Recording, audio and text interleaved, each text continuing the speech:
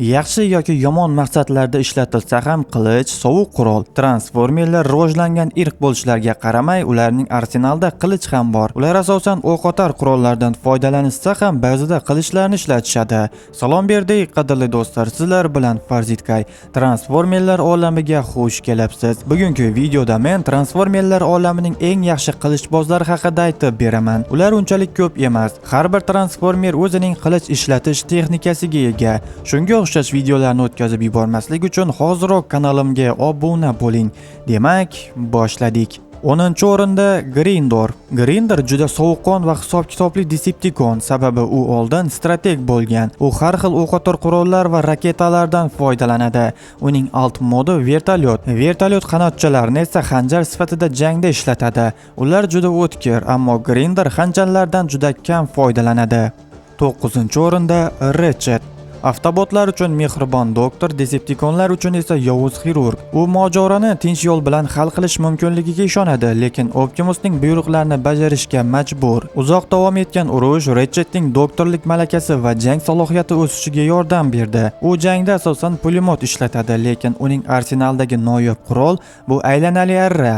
Jaz Brolga hujum qilganida Ratchet arrasi bilan uning qo'lini kesib tashlaydi. To'g'ri, u qilich emas, ammo qilichdan ancha samarali. Sababi Ratchet istalgan Decepticonni arrasi bilan kesib tashlashi mumkin. 8-o'rinda Starscream. Starscream Raptor Martin F-22 ga aylana oladi. Uning arsenalida juda ko'p qurollar bor.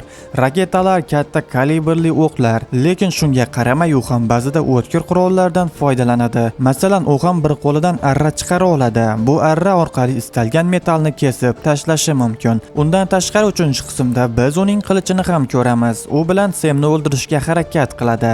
Ammo shaxsan men Starscream yaqin jangda kuchsiz deb bilaman. Sababi u doim hiyla bilan jang qiladi. 7-o'rinda Mirage yoki Dino. Mirage ilk bor 3-qismda paydo bo'lgan. U aslida odamlarni unchalik yoqtirmaydi, ammo kodeksga amal qiladi. Uning fikricha Ferrari'dan yaxshiroq alt modi yo'q. Shuning uchun qizil 458 Ferrari uning alt modi. Uning arsenalida elektrli miltiq, parchalovchi qurollari va ikkita qo'lida uzun qilichi bor.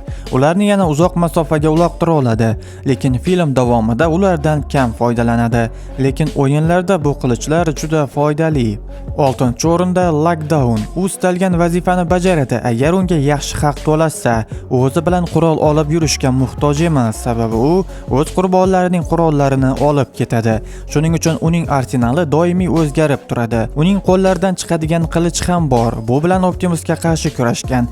Lockdown yakka jangda ham juda mohir. Hatto Optimusning qilichini o'ziga tiqib qo'yadi. 5-o'rinda Ritzerlar. Yaqin Ritzerlar tarixi sizga ma'lum. Ular oldin Queen Testaga xizmat qilishgan, lekin unga xiyonat qilib qochib ketishgan. Ritzerlar Cybertronda yaratilgan eng qadimiy jangchilar, eng birinchi desa ham bo'ladi. Shuning uchun ular qadimiy jang uslublariga ega. 4-o'rinda Megatron. Megatron haqida juda ko'p gapirganman. Filmdan filmga uning qurollari ham o'zgaradi. Birinchi filmda u ikkita qo'lidan pushka chiqaradi. Ikkinchi qismda xanjari bilan Optimusni o'ldiradi. Lekin 5-qismda Quintessa unga yangi ko'rinish va ikki tomonli qilich sovg'a qiladi. Uning Ritzerlik ko'rinishi ham juda ajoyib chiqqan, lekin u qilichda unchalik ko'p jang qilmaydi. 3-o'rinda Sideswipe. Sideswipe 2-qismda paydo bo'lganidan keyin uning muxlislari ko'paydi. Sideswipe ham asosan o'qotar qurollar va pushkalardan foydalanadi. U o'zining g'ildiraklarida harakatlanadi. U qilich bilan qanchalik mohir ekanligini 2-qism boshida ko'rsatgan. Sideswipe qilichda ham juda mohir. Uning ustunligi chaqqonligida. U alt mod sifatida Corvette'ga aylanadi. 2-o'rinda Optimus Prime. Optimus Bayverse'da qilichdan birinchi bo'lib foydalangan avtobot. Birinchi qismda u Bone Crusher'ni yo'q qilishda energoli qilichdan foydalanadi. Optimus aslida har bir quroldan yaxshi foydalanadi. Xanjar, qilich, bolta va hokazolar. Ikkinchi qismda Decepticonlarga qarshi ikkita energoli qilichdan foydalanadi.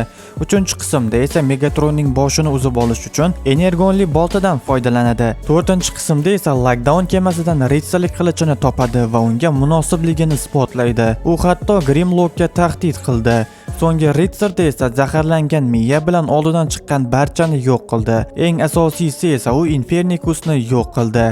Va birinchi o'rinda, xo'sh, bu o'rinda kim deb o'ylaysiz? Drift. Aynan Drift bu ro'yxatning birinchi o'rinda turishga loyiq.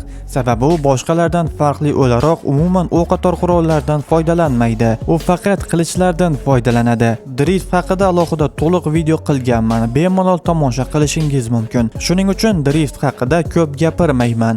Drift oldin Decepticon bo'lgan, keyin esa avtobotlar tomonga o'tgan. Albatta, hech kim unga ishonmasdi. Optimusdan tashqari, o'z sodiqligini isbotlash uchun Drift bundan buyog'iga o'q otar qurollardan foydalanmaslikka ont ichadi va o'sha ondan boshlab faqat qilichlarda jang qiladi. U soatlab meditatsiya bilan shug'ullanadi va jang san'atining yuqori cho'qqisiga chiqqan. Do'stlar, bugungi video shulardan iborat edi. Agar video yoqqan bo'lsa, videoga like bosing. Mana shunday videolarni o'tkazib yubormaslik uchun kanalimga obuna bo'lib qo'ying. Qiziqarli videolar hali oldinda. Keyingi videolarda uchrashguncha do'stlar.